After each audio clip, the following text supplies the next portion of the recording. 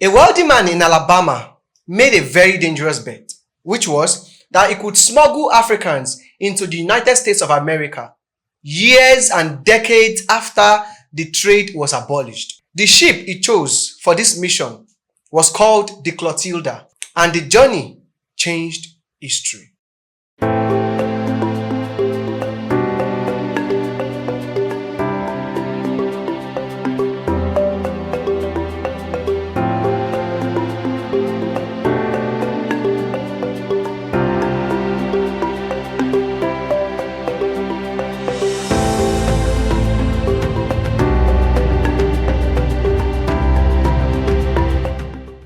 By the mid-19th century, importation of enslaved Africans has been outlawed in the United States of America for about 50 years. But slave trade was alive and thriving.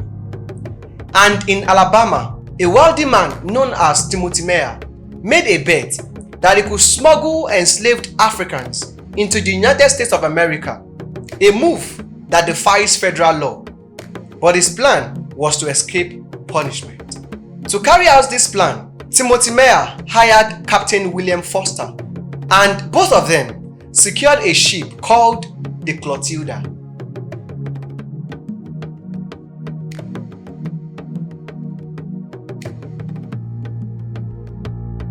Their target was Dahomey in West Africa, a place where war and raids fueled the supply of captives for the slave trade. According to history, about 100 men, women, and children were taken from villages in Dahomey, West Africa, and forced into the Clotilda.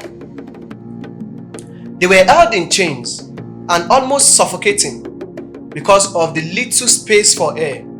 These people endured horrors through the Middle Passage, and this happened in the year 1860.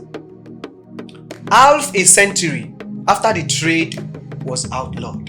Weeks later, the Clotilda slipped into Mobile Bay in the middle of the night. As soon as they arrived, the smuggled slaves were divided among planters. To erase this crime, Foster and his crew members set the Clotilda ablaze. They thought the evidence had vanished, but the survivors would carry this memory to the next generation.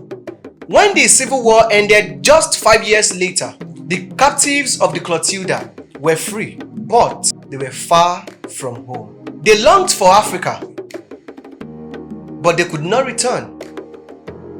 And so, they built a new home. Pooling their savings, these people bought a land at the northern side of the Mobile, and the land was later named Africatown. Here, they lived by their own rules, chose their own leaders, speak their own language, and raised their children in the traditions of their homeland. For decades, Africatown was one of the places in America governed by Africans themselves.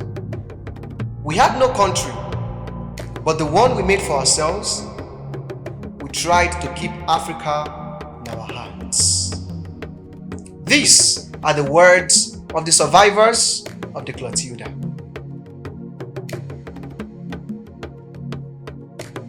To know more about African stories, cultures, traditions, languages, and hidden history, subscribe to our YouTube channel today.